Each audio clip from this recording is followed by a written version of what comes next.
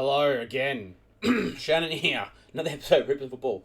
What's going on, everybody? Today will be the video about Richmond winning the Wildcard on the weekend. So we are now through to, I'm pretty sure it's week 1 of the finals.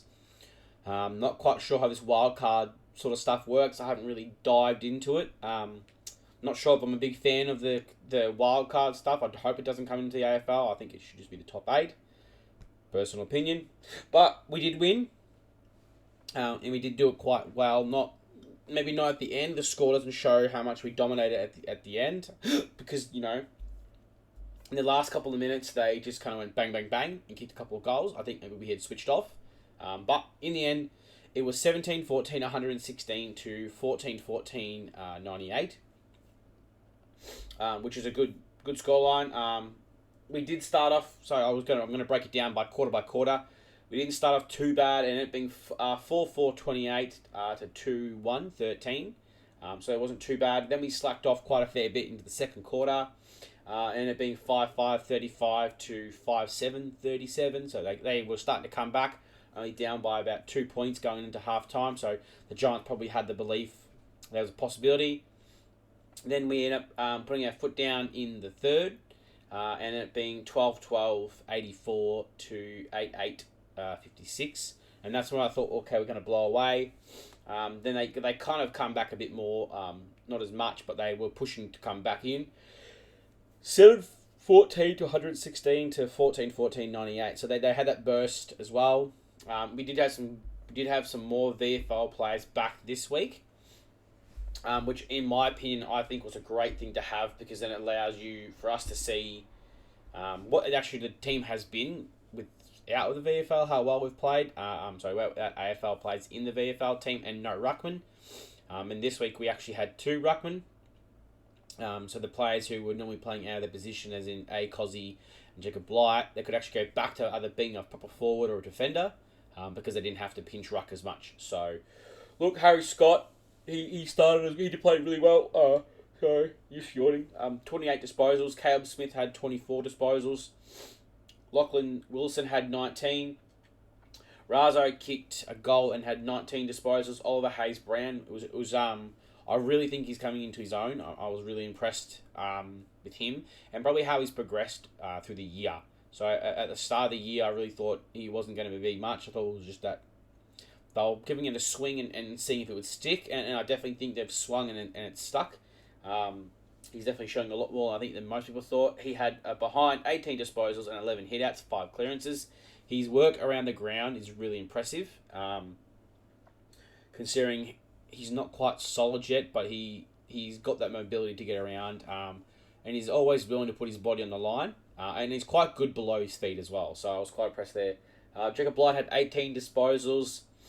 Who kicked all their goals? I think we had a couple of good goal kickers. So Jacob Kaczynski is continuing his goal-kicking form.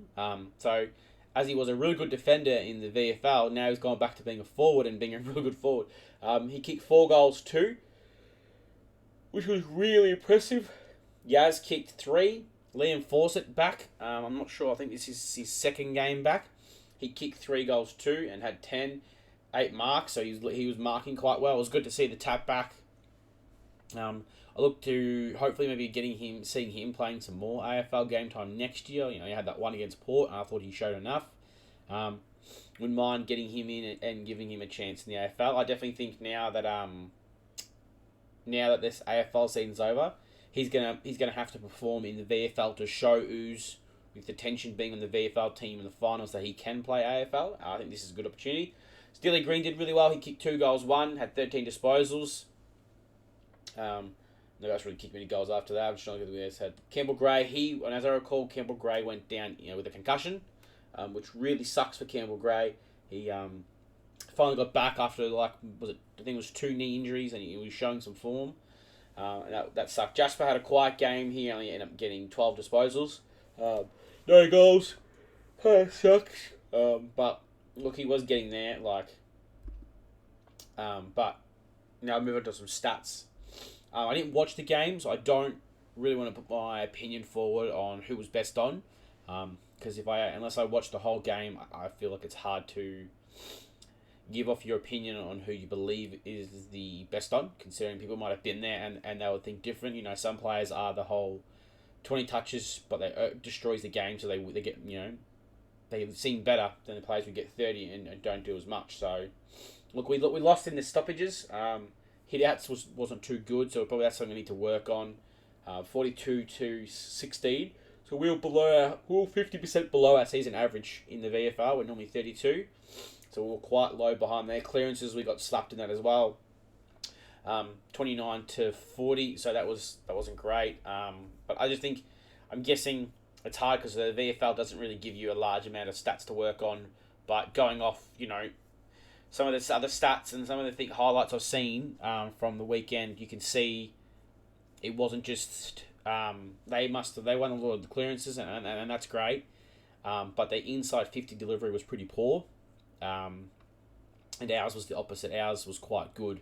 We seemed to get it into our 50 a lot better, and it's something I would like for us to push towards for next year in the seniors. Is focusing on improving that, going inside 50.